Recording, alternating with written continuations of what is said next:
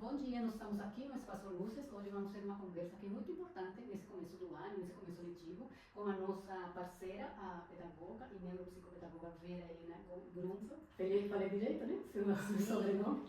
E nós vamos falar esse tema tão importante agora, que é a adaptação do período de transição, né, da educação infantil e nas primeiras séries do ensino fundamental. Então, acho que todos nós pais e educadores é um tema que nos interessa muito nesse momento.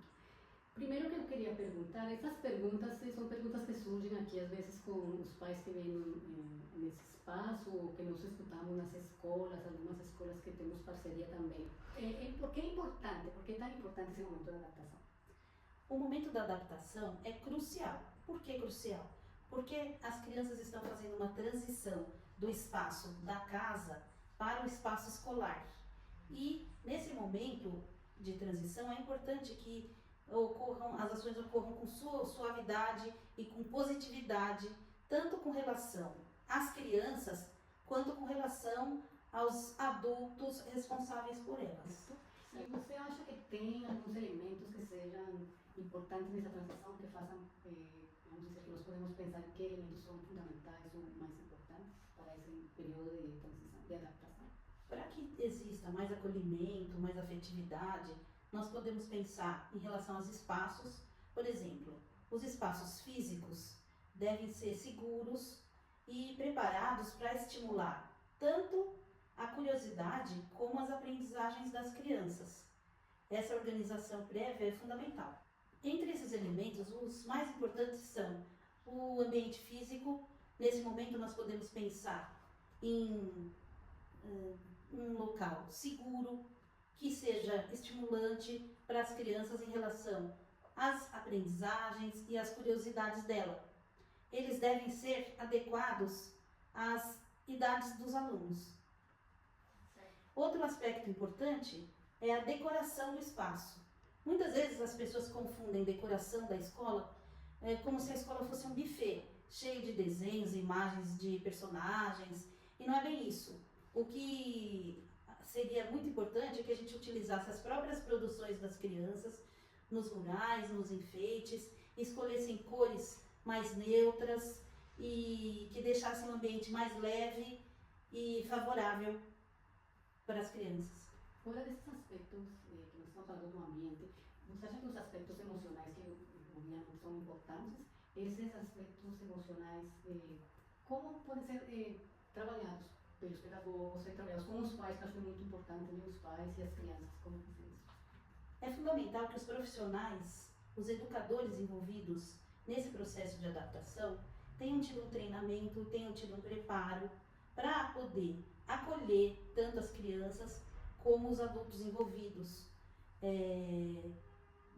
Na rotina das crianças nesses primeiros dias, além das atividades prazerosas, é importante que existam outras que proponham espaços de escuta para o professor.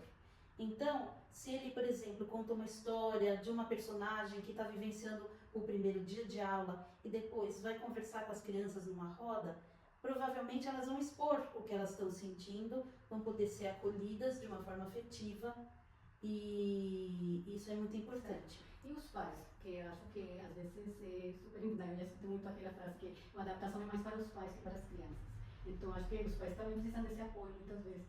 Sim, a escola pode garantir, é muito importante que as escolas garantam uma boa comunicação com a família nesse período de transição, nesse período que não é fácil para ninguém, mas que, se for bem feito, pode garantir bons vínculos com a escola e com a escolaridade. Então, seria importante que a escola promovesse reuniões prévias e nesses encontros os pais pudessem saber como que vai ocorrer o período de adaptação, o que vai acontecer em termos das atividades, do papel deles nesse momento, e também acatar as principais dúvidas e necessidades desses pais.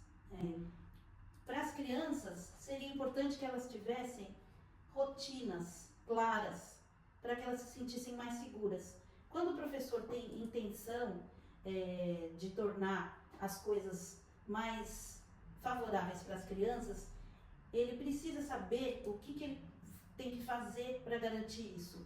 Uma sugestão é que seja colocada uma agenda do dia, com todos os passos, com tudo que vai ocorrer naquele dia, para que professores e crianças vão acompanhando juntos o que vai acontecer em cada etapa. Para os mais velhos, tem inclusive uma função de estimular a leitura, porque ela vai querer saber por ela própria o que está escrito ali, qual vai ser o próximo passo.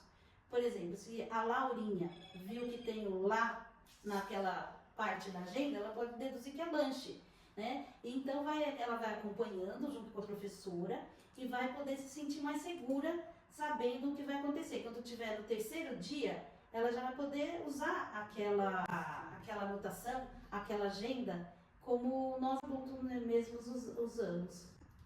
Ou melhor, incentivá-la a participar, mesmo que as atividades envolvendo o corpo em movimento não sejam suas favoritas.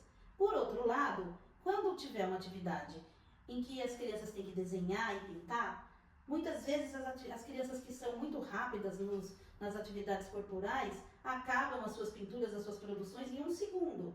Aí você precisa ajudá-la a escolher as cores, a caprichar, pintar dentro da linha e sempre perguntar para ela se ela não pode fazer melhor, né? Se tem como ela melhorar certas coisas dentro da produção dela. E assim todos vão ganhando, né? Esse olhar individualizado é muito importante nessa fase do desenvolvimento. Certo, e acho que é um tema que tem muito a ver também com isso, né? As crianças são diferentes, mas agora é também um tema muito atual, que muitas escolas acho que estão, na verdade, é uma coisa que as escolas têm que considerar, que é essa parte da inclusão, certo? Que agora todo mundo fala em inclusão. Como seria essa inclusão nessa adaptação? Muitas vezes, quando se fala em inclusão, as pessoas pensam em crianças com alguma necessidade especial, com alguma síndrome ou com algum transtorno, mas na verdade, essa inclusão deve ser uma postura inclusiva que a escola deve ter em relação a todos, porque nós somos todos diferentes e essa diversidade, quando valorizada, se torna um aspecto positivo e faz com que a convivência entre todos fique muito aprimorada. Quando o ambiente está bom para as crianças sem necessidades especiais, também está bom para as que têm necessidades especiais e vice-versa. Então, você tocou num ponto muito importante. Ninguém vai conseguir dominar todos os problemas, todas as síndromes, todos os transtornos, mas todo mundo vai ter aprendido nas faculdades de educação, de psicologia e em outras áreas afins, como lidar com a diversidade, tanto em relação a típicos e neurotípicos, como a gostos e preferências, etc. Certo. Então, como seria, falando nisso, tem algum, por exemplo, uma observação, uma avaliação que os cuidadores, os pedagogos, os responsáveis podem fazer para ajudar nessa inclusão ou nesse processo de adaptação? Sim, uma coisa importante que eu gostaria de dizer é que cada criança tem seu tempo de aprendizagem e que vai aprender mais fácil as coisas de que ela gosta mais em relação às que ela gosta menos. Porém, existe um parâmetro, existem marcos do desenvolvimento. Então, na hora que o professor vai observar e vai avaliar, ele precisa considerar aspectos individuais e aspectos do grupo, né? E quando ele tem clareza das necessidades do grupo e das necessidades das crianças individualmente, quando ele for fazer o planejamento dele, ele vai utilizar esses dados para fazer intervenções melhores, mais adequadas e mais eficazes. Outra coisa importante também é que ele tenha intenção em planejar, em criar ambientes favoráveis, em se organizar antes das atividades começarem.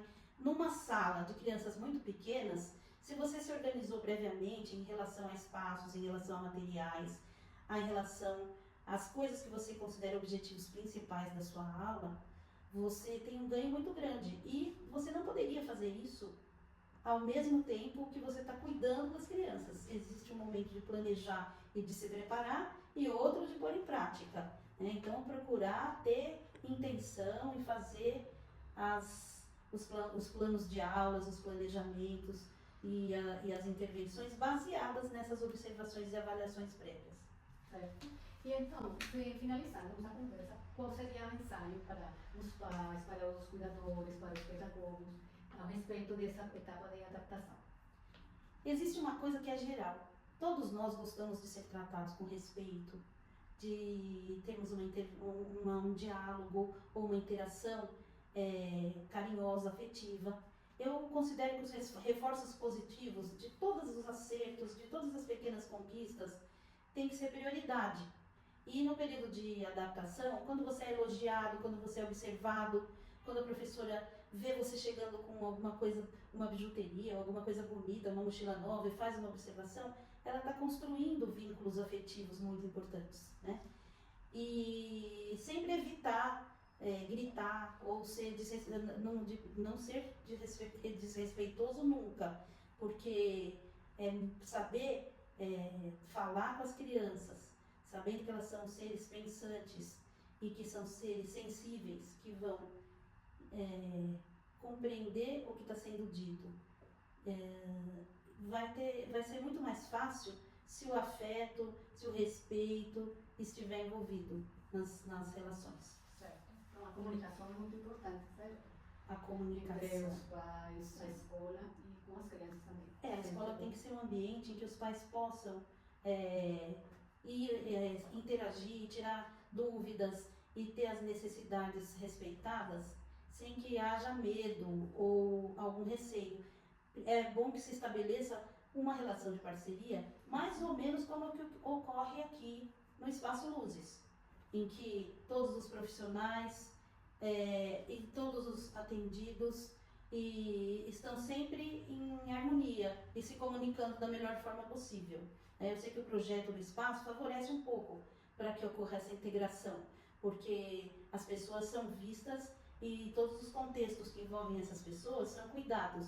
Mas na escola, apesar de ser um ambiente maior, também pode ocorrer dependendo de como o trabalho for conduzido. Certo. Muito obrigada. Obrigada a vocês pela oportunidade. Eu acredito que tem muito mais a ser dito sobre adaptação. Hoje a gente focou nos menores, mas também tem os adolescentes e as crianças de Fundamental 2 e médio, adolescentes, né? Se eu chamar de crianças, eles vão ficar bravos.